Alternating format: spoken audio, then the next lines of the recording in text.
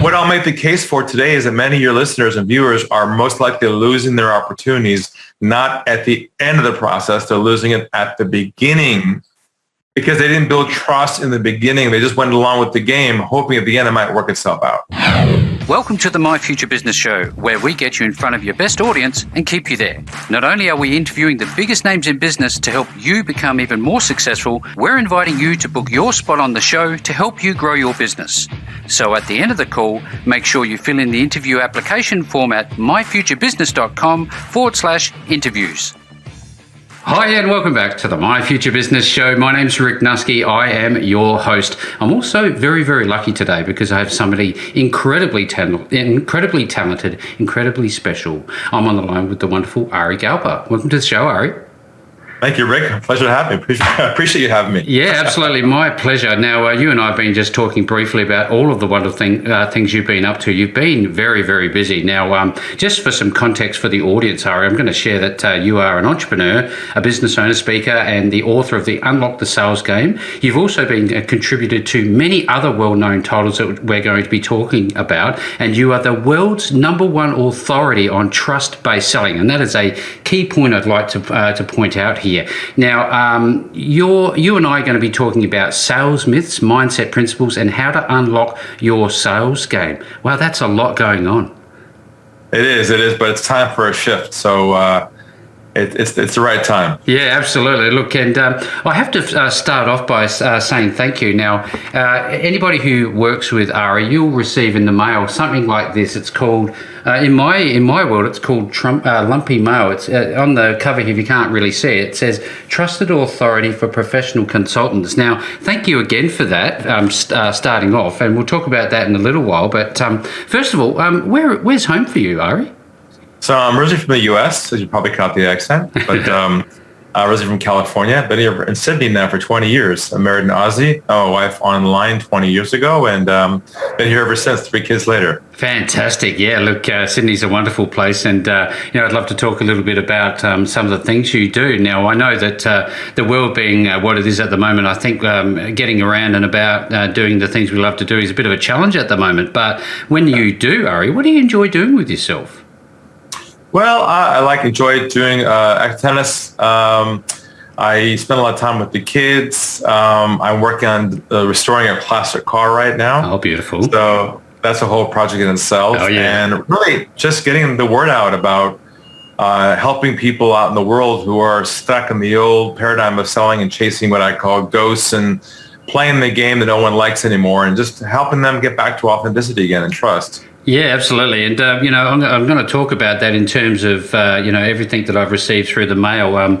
You obviously are, just let me find it here, author of multiple books, including Unlock the Sales Game. You've contributed to the likes of Dan Kennedy's books, along with many, many others. You've got another book here called Trusted Authority, and a beautiful book, I have to say, that I really, really enjoy looking over. It's a great resource to flick through, called Lessons from Toby. And I'll let you talk about that in a little while when we get into the core of the call, but let's go back a little bit. And now, if you can remember, as I struggled to, when you were a kid growing up, I always like to, I guess, give a bit of context to the call by sharing a little bit about your life. Now, do you have any memories in your childhood that you can remember that you'd like to share with us? Well, I did spend a year abroad internationally at uni.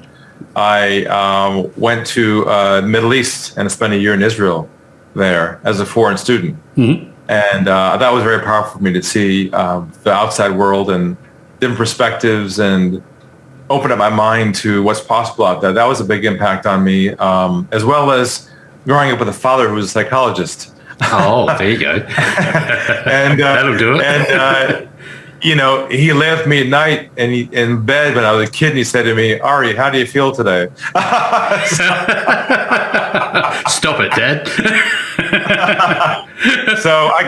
So I got comfortable with the idea of being very open, authentic, and not hiding behind the ego growing up. So all that blends into what we talk about today. Yeah, fantastic. I'm really enjoying what you're sharing with the show. Thank you very much. Now, you obviously need to look after yourself as a business owner. You're very busy. Now, what does a daily routine look like? Do you have any sports things that you do? What's your thing?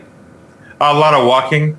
Live near Bondi Beach here in Sydney, so a lot of walking in the mornings. That's a hard life. A lot of university on wheels, as they call it, listening on the earphones as I'm walking every day, hearing some more insights, learning all the time, as much as possible, stay ahead of the curve, because now our knowledge is really what our differentiation is. How much more than we know than the client knows. That gap, the bigger the gap is, the better for you. Yep, a couple of things here. You're obviously you value ongoing learning. You like audible books by the sounds of things. Who are you reading at the moment or listening to?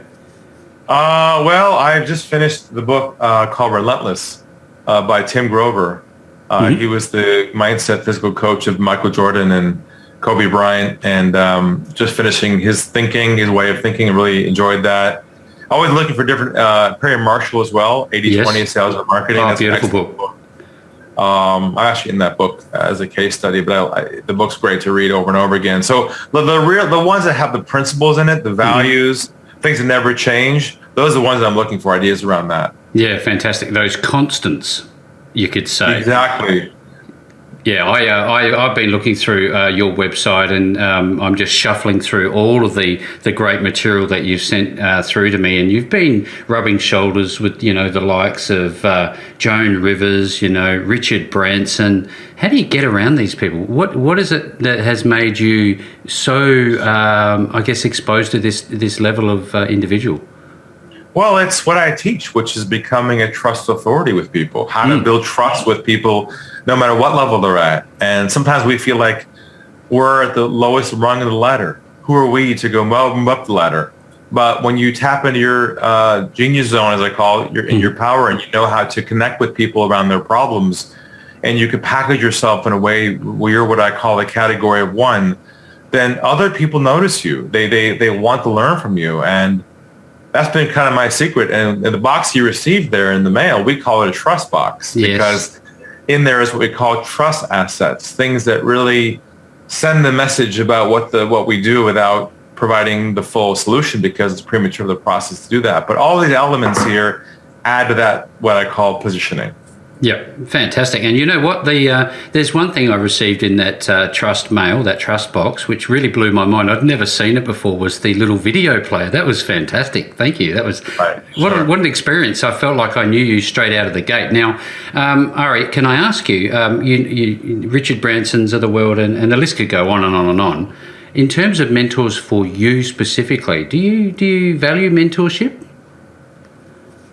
Absolutely. And the two core ones who I've been with in their mastermind groups for years have been Perry Marshall and Dan Kennedy, who you know as well. Yep. Both of those people have really helped me get my chops in terms of my direct response marketing process is really tightly honed. And then Perry with very out of the square thinking. Oh, yeah. On his 80-20 principle. So those two elements really helped a lot. And then, of course, just reading, picking up ideas. But if I had to choose the two mentors that really made the biggest difference, it'd be those two. Yeah, thank you for sharing that. The GKIC community is something very special, as is Perry Marshall's book with the 80-20 principle inside. It's funny. It's very true, isn't it, when he says that once you see it, you can't unsee it. It's everywhere. It's so true now. And everything that I do during the day in my work is always... It's annoying. It's always... Well, he says it's now 95-5, not 80-20 anymore. Oh. Yeah. It's now even more extreme. So you end up noticing the one or two things among the many things that actually are the most important things of all. Like if you got 100 resumes, there'd be one in there that you know is the winner. It's like, you just boil it down to that one or two things among the many things is the things that you want to access. Yeah, he talks about that fractal moment where it breaks down again, and I guess the 1% out of the 1% of the 1%. It's incredible content. Thank you. Now, I wonder, we always see the success stories. We can talk about, people recently flying to the moon, and it's all success. But for you, what have you learned from failure? From where? From failure, from experiencing failure. Or haven't you experienced any before? Well, of course. I mean, haven't we all? I mean, it's like after 20 years, all of a sudden I'm an overnight success. I mean, for 20 years has been very much an S curve, It's like you try this model, you get stuck, it's not working. You try a different model, it's not working. And that took a lot of resilience to be able to get back up and try something new. And that's the hardest part people have, is that they fail in one area and they feel like a failure and they're afraid to try something new. So they don't invest any more money or any insights or resources or time to try a new idea or work with someone new. They just feel like they're going to sort of sit where they are and let things happen as they should. But the truth is, you got to step back out in the game and push to the next level every single time to make a breakthrough. Yeah, thank you. I want to now sort of shift focus onto the Unlock the Sales Game book. I'd love to know the moment in time, if you can recall it, that you decided this is the moment that I'm going to write this book. Where did this come from? Look, it came from an incident that happened to me, experience 20 years ago, when I was a sales manager in a software company. Mm-hmm. And we launched the first online website tracking data collection tool. Now it's called Google Analytics. But back then, it was actually cost money. It wasn't for free like it is now. And we launched the first online tools around that. And the big opportunities came across my desk. The leads that came to our website came to me. There were big opportunities. This one deal came across my desk. I called the contact back. We had a great conversation, he and I. It was a big company. You recognize the name. Yep. If I closed this one sale, it would double the business in one go. That's how big it was. Big deal. So he agreed to a conference call and a demo to show him our product. And the day finally came, Friday afternoon, 4 o'clock. I'll never forget it. And I was in the conference room with my director. I closed the door behind me. Big long table in front of us. In the middle of the table was a speakerphone. You know, the old school ones? Yes, like yes. Star Trek ones? Yes, yes. And so I dialed the speakerphone and I called the number they gave me. He picks it up. He says, "Hey, how's it going, Ari?" I said, "Good." And he says to me on the phone, he says, "Let us tell you, Ari, who's with us here in the conference room." And I was like, "Oh, didn't know there'd be someone else there." Next thing I heard is, "My name's Jack. I'm CEO." I was like, "Ooh, this is good." "My name's Mike. I'm head of IT." This is even better. "My name is Julie. I'm head of global marketing." This is amazing. Wow. I mean, literally, Rick, everybody on this call was a decision maker. Decision makers, yes. If it's going to happen, it's going to happen on this call because they're all there at one time. So I began to introduce myself. Then we did a live demo over the web of our tools on their websites ahead of time, gathering all their information. I started showing this to them, how it works, all the information. And I started hearing this noise on the phone call like, "Wow, this is great. This is amazing. This is fantastic." They started asking me all kinds of questions. How does it work? How do we install it? What's technology? Who are your clients? And of course, I had all the answers. I was trained in sales. I was competent. I was professional. I wasn't aggressive. I was doing my thing. And there was so much chemistry on this call. It was like a love fest on the phone. They're always nice to have. You know what I'm talking about? Like there was no resistance. Like it was just like flowing back and forth and back and forth. And then the call, and I was like, "Oh, this is such a good call." And my contact says to me, "Ari, this is great. We love this. Look, give us a call a couple of weeks, follow up with us, and we'll move this thing forward." Excellent. I said to myself, "Oh, thank you. Like this was the sale of the year, you know?" So I said my goodbyes. I was so looking forward to our next call, and I said my goodbyes, and I took my arm and I reached for the phone in the middle of the table with my hand. As I'm reaching for the off button on the speakerphone, I'm about to hit that off button, and by complete accident, I hit the mute button instead of the off button. By complete accident.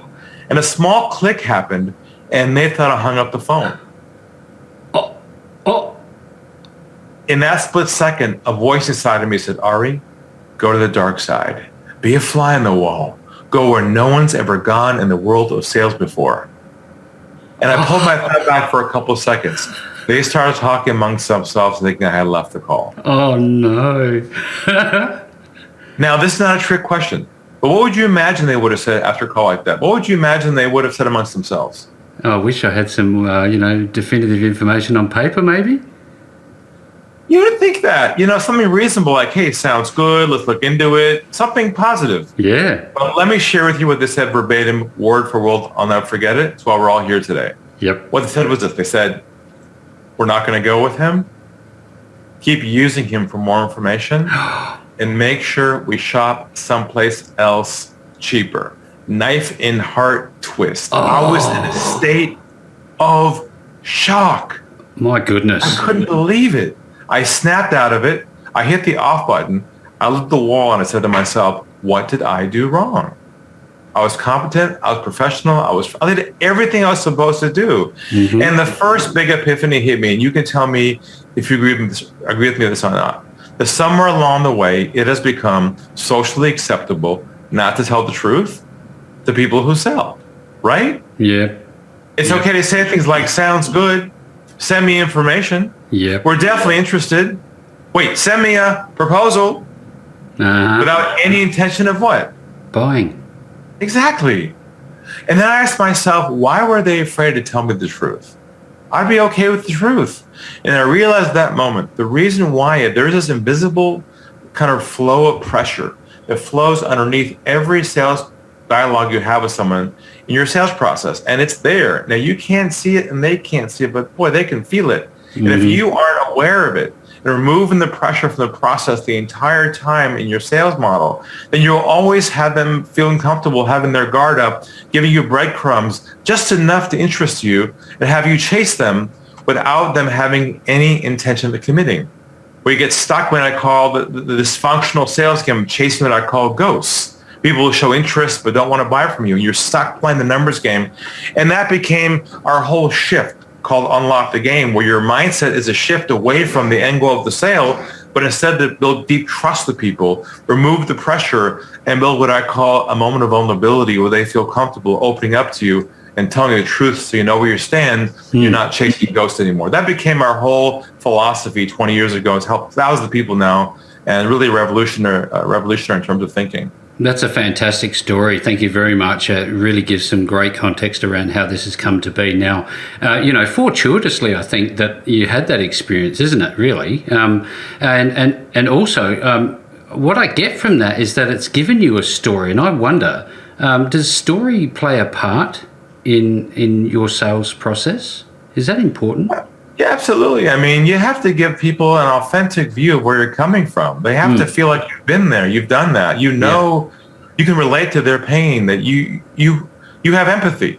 Yeah. Actually, more importantly, you actually care about them. What a concept. You actually care. Yeah, imagine that. About people. That's a novel idea. Yep. Yeah. Now, I know that, you are busy, but I just want to, for a moment, ask you, do you think that there's always a sale to be made?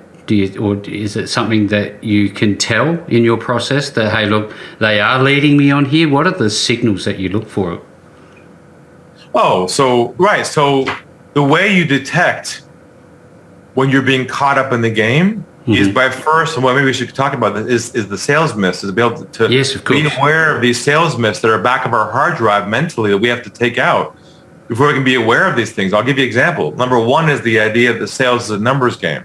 Yep. That's an old school myth where the idea is the more contacts you make, the more sales you make. Mm-hmm. Yeah, we discovered in this economy now, it's not about how many contacts you make anymore. It's about how deep you go on each call, how good you are at trust building, not how good you are at how many contacts you make. It's a very much of a flip on the model there. Yeah. Number two is the idea that the sale is lost at the end of the process. And I'm sure you've been there before where you had a deal pending that looked really positive. All the boxes were ticked, green light. Mm-hmm. It just fell through at the end. You said to yourself, what happened? It was such a great fit with us. Well, we discovered, and now in this day and age, the sale is not lost anymore at the end of the process. It's now lost at the beginning of the process, at hello. And I'll prove it to you right now in a fun way. If someone calls your office tomorrow morning and you hear, hi, my name is, I'm with, we are a, what goes through your mind in about 3 seconds? Oh, I'm trying to be sold here. Somebody's it's trying to over hello, isn't it? Yes. It's so obvious that it's not. Yet your guard goes up. Yep. You pull back, and now it's a battle. So what I'll make the case for today is that many of your listeners and viewers are most likely losing their opportunities, not at the end of the process. They're losing it at the beginning. Because they didn't build trust in the beginning. They just went along with the game, hoping at the end it might work itself out. There seems to me that there's an element of true, authentic relationship building here. I've mentioned authentic, I've mentioned relationship. Are they important characteristics in this process?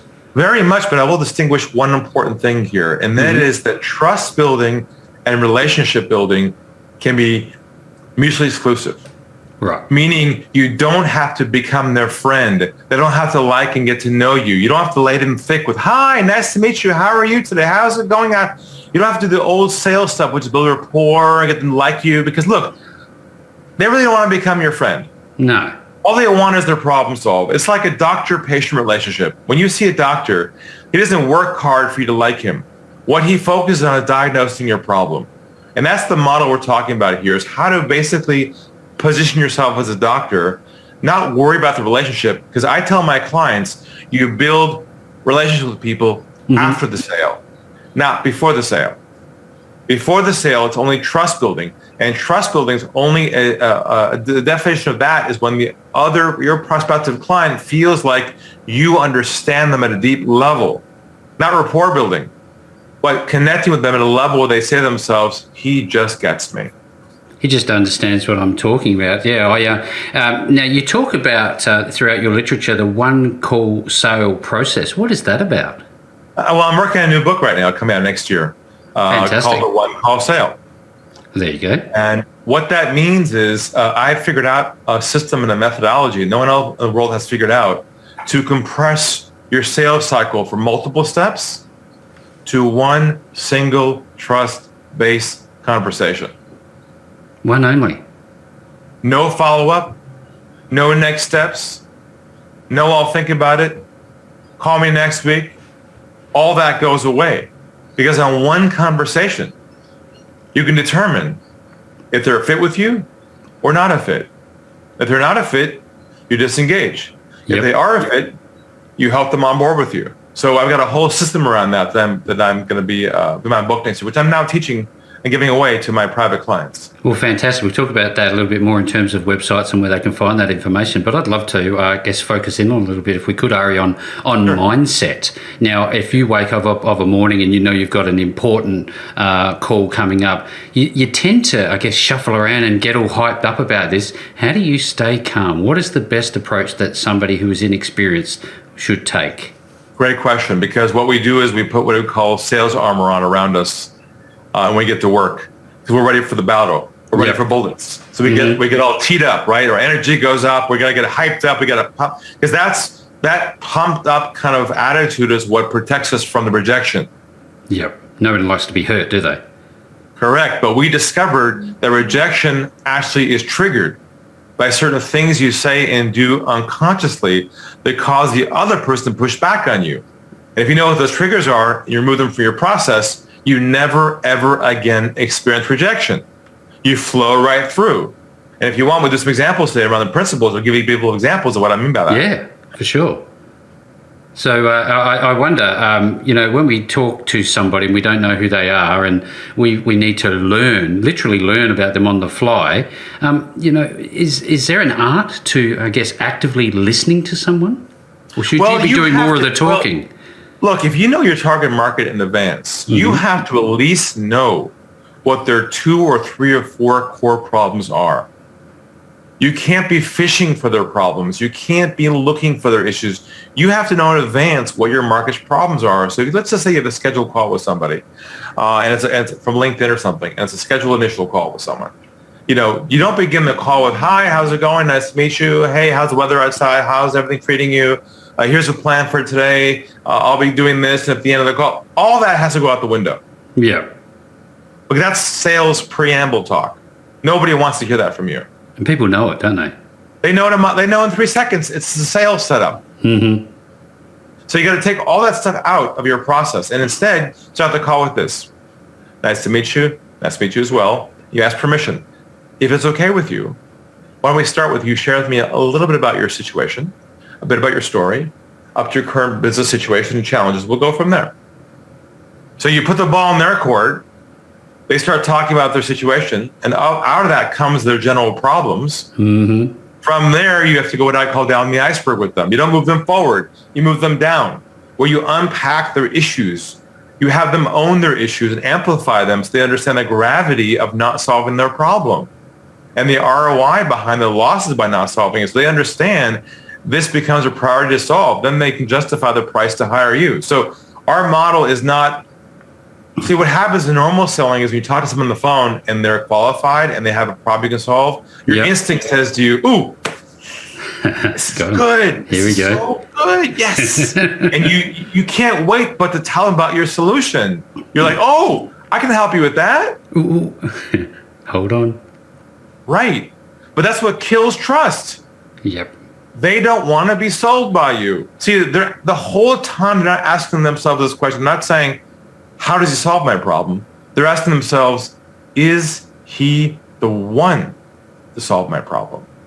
They don't care about your solution. They care about the way you're treating them. You treat them in a non-sales way and you unpack their issues and you ask this question at the end. You say, is this a priority for you to solve once and for all? Yeah. Then you know you have someone who's serious, who wants to solve their own problem. It's almost like a therapist and a patient. If the patient doesn't want to own the problem, they're the worst patients to have because you got to drag them through it.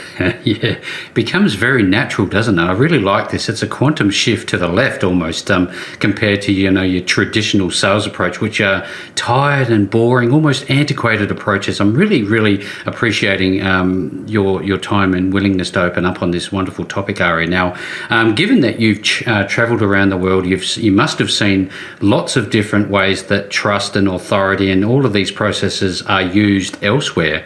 Do you find that cultural differences have an impact on the success of this approach? Actually, no.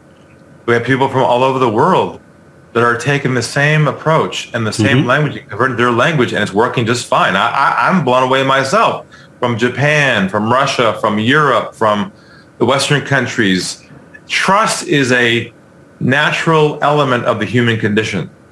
And we are naturally trust people at our home with our family and our kids. But when we get to work, something changes. Yeah. We change our psyche. We get ready for the battle. We just become this sort of like walled person.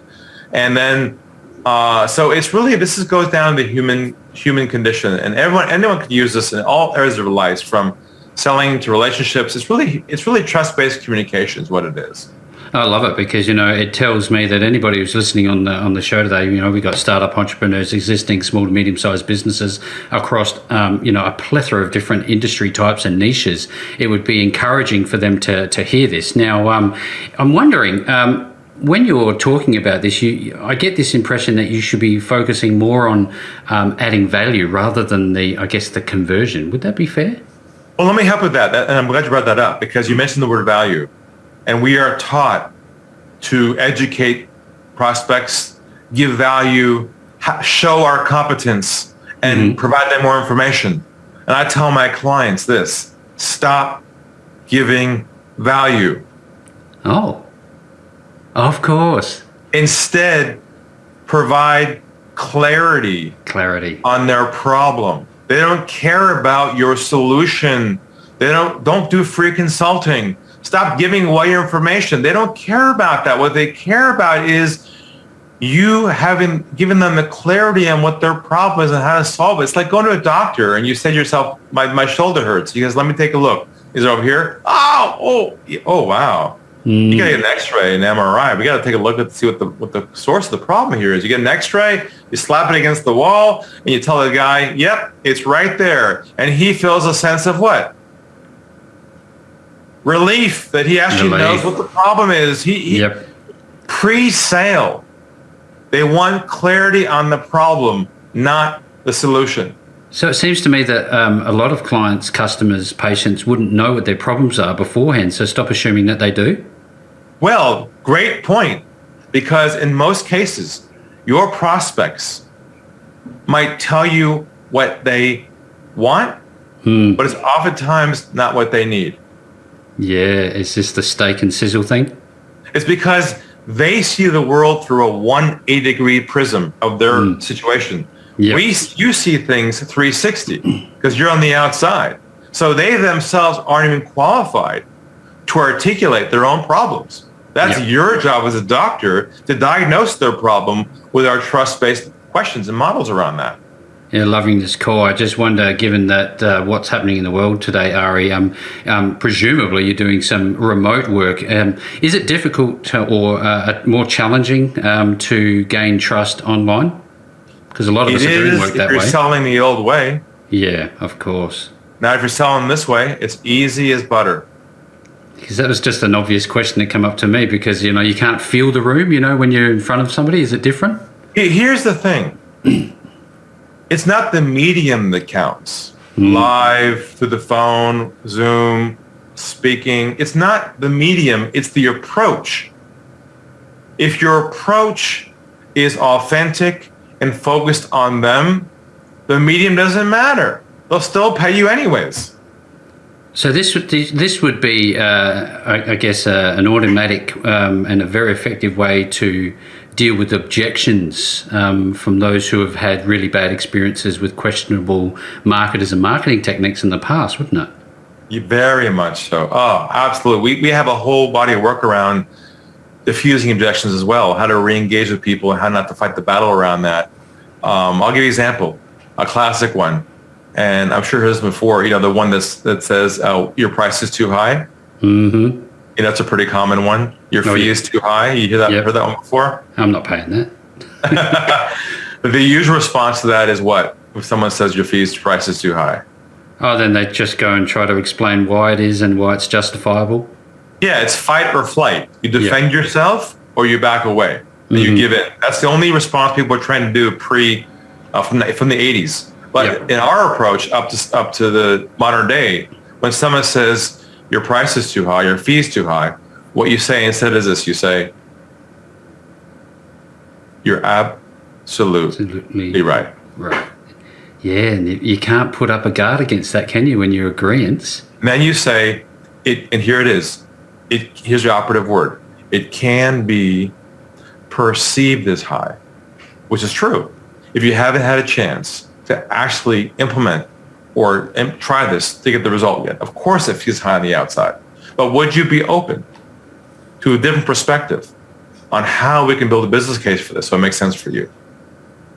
Yeah, it's wonderful. I'm loving it. Now, if we can, I'm just showing the book up on the screen here. I'd love to talk a little bit about what people are going to find inside Unlock the Sales Game. I know what's in there. I was wondering if you could just give a bit of a summary of sorts as to what's There's inside. some great languaging in there. There's tips. There's different ways to handle an outbound call. It's a great taster of what's possible if you work with us and reach out and ask for help. And it's a great primer that you can get it right from our website directly, get the book shipped to you and read it. And it'll change your whole thinking and maybe even change your life as well. Yeah, thank you very much. Now, I know that you have other content that comes out with that. You've got, I guess, a bit of a magazine as well. I found that very interesting. And that's very well worth getting your hands on. Now, in terms of your website, when somebody gets there, will they find courses, content? What will they find? Yeah, it's right there on the homepage. There's all my books are there. There's also under Work With Us. There's an opportunity if you want to do some one-on-one coaching with us. There's also either a group of salespeople, a large group of people underneath you that you want to be trained on this. And there's also a membership entry point for people to access our library of courses as well. So there's plenty of entry points for everybody depending on your situation. Yeah, absolutely wonderful. Now, if you are on this call and you're wondering about how to, I guess, change the way that you approach the sales process, because there is a new, better way that's been, in fact, established for some time now. Given what I know of the book, Ari is the person that you need to reach out to and find him. Now, where are they going to find you? Where's the best place online? I would start at unlockthegame.com. Just go there directly. It's got a great overview for all the resources. And if you want to get hold of me directly, just go to LinkedIn and connect with me, say hello, let me know you heard me on this podcast, and we can have a chat. That's wonderful. Again, it's been such a wonderful call today, Ari. So much to learn. We've just literally touched the tip of the iceberg on this. This is the 80-20 rule, 95-5, I think. There's so much more hidden underneath the surface of this wonderful call. With that in mind, definitely make sure you reach out to Ari and his wonderful team at Unlock the Game. I will be making sure that the links are made available to Ari and his wonderful team. But right now, Ari, the one and only thing I'd love to say to you is thank you so very much for joining me on the My Future Business show today. It's been wonderful. Thank you so much. Thanks for joining us today. If you enjoyed the call, then make sure to subscribe, leave a comment, share us with your friends, and book your spot on the show at myfuturebusiness.com/interviews. And if you're looking for solutions that will help grow your business, then visit myfuturebusiness.com/shop.